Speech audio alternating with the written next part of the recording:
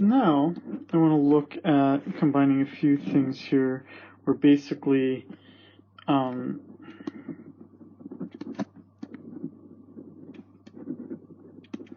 where I'm trying to kind of say, what does the unemployment rate really tell us? So as I'm making this lecture right now, the unemployment rate's approximately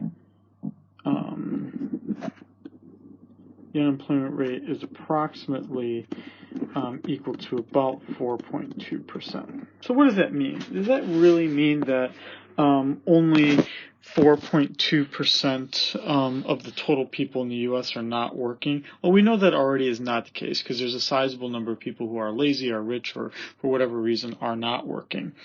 But we can also look at this in a few other ways. One would be that there are those who are discouraged. So discouraged workers are able to work, they are willing to work,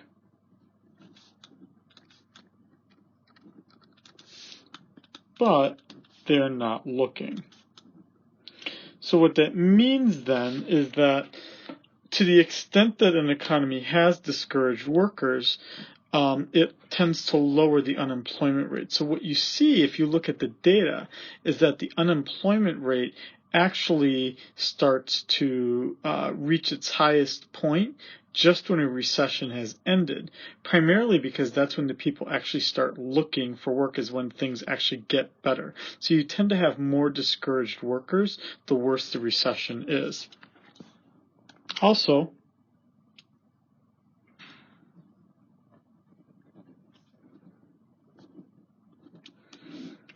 the unemployment rate, so basically here we're talking about things that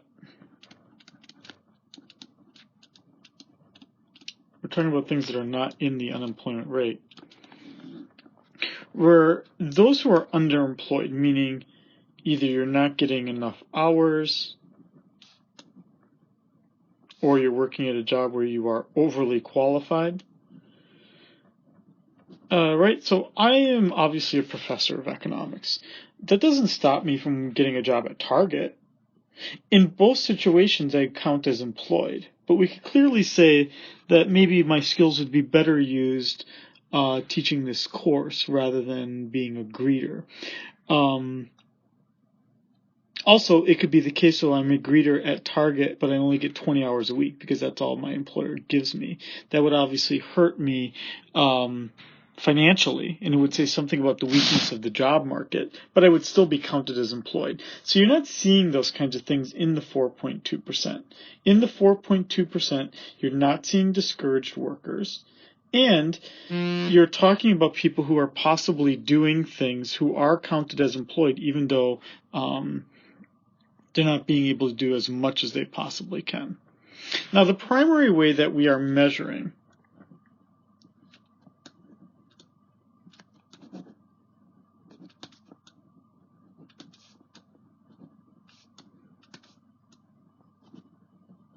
I'm kind of simplify this as, how do we find out where everyone is in that big chart? What we do is we tend to take a survey. It's basically called a current population survey. Basically, we take a survey of all the people in the U.S. We're not asking everyone, but we're going to ask a subset of those people, and we're going to ask them questions that allow us to categorize where they exist. If you didn't do the current population survey, the other way you could do it is with something called the establishment survey. And in the establishment survey, instead of asking people, we ask businesses. How many people are you hiring? So it's just a slightly different way. And we do calculate both, and they give us different understandings of things. What this all leads to is our general then criticism of the unemployment rate. The general criticism of the unemployment rate is that essentially it most of the time tends to understate the actual problem.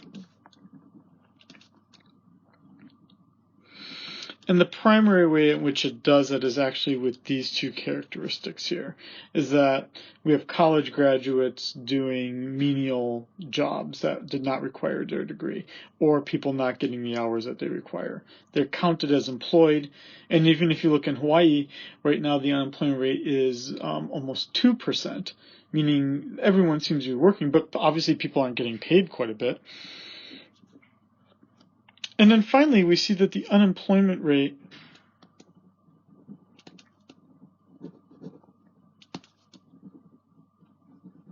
differs greatly across categories within the population. So I'm just going to look this up here as I'm lecturing here.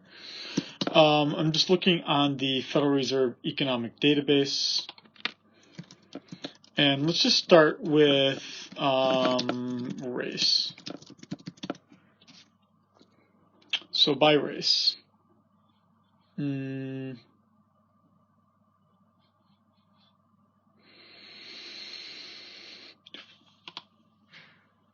Let's just look at this one here. So the unemployment rate right now among African Americans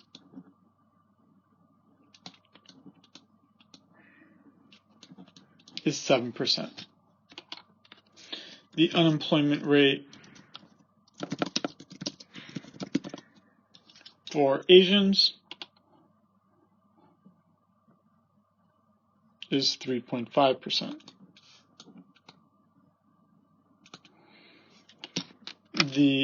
I'm not going to do all of these here.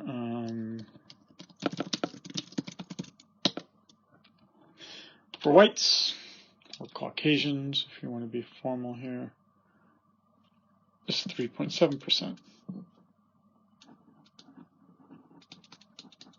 And then finally for Hispanics,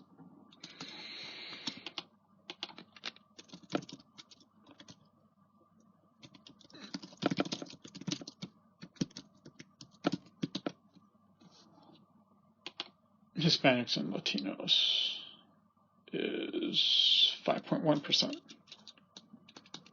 So why is that? Why do we see these differences? It's not what you think. It's not, I'm sure it exists, but it's not necessarily discrimination. There's a host of reasons why people are unemployed. For instance, let's just take a very innocent example. It could be that the hiring manager is colorblind, meaning they don't care whether you're green, purple, what color you are in terms of race, but if you can't get to the job reliably, I'm not going to hire you, which is actually on the mainland what happens for many African Americans is that you find individuals living in the city center, but the jobs are in the suburbs, and there's no way for them to get from one location to the other.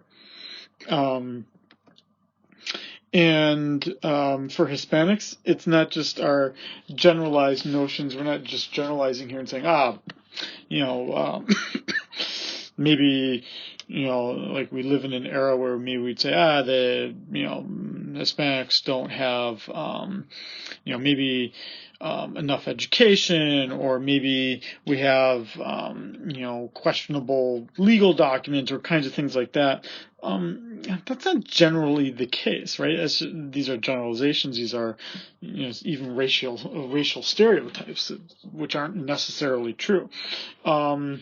Hispanics could have the same issue of jobs being placed somewhere different, but you could also have other issues, right? African Americans, Hispanics have other issues such as how do we finance childcare if we don't have a reliable babysitter? How can we start working at a job?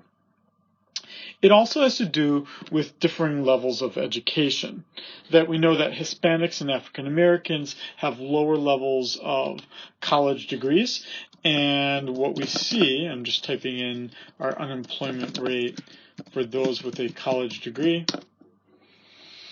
that the unemployment rate for those with a college degree is 2.2%.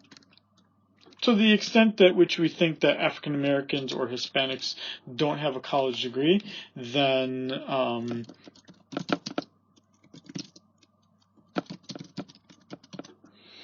For high school graduates,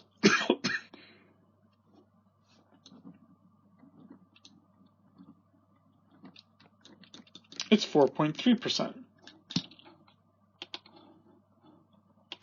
For less than a high school diploma, it's 6.5%. Now that doesn't seem a lot, but at its peak during the last recession, it was as high as 15%. Kind of high. Which is why we generally say that it's essential that people graduate at least from high school, because most jobs at least require that. And then finally,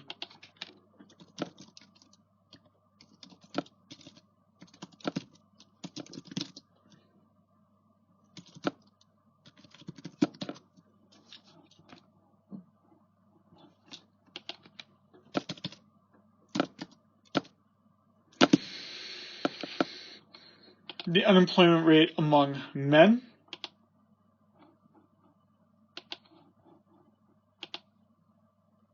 is 4.3%, and among women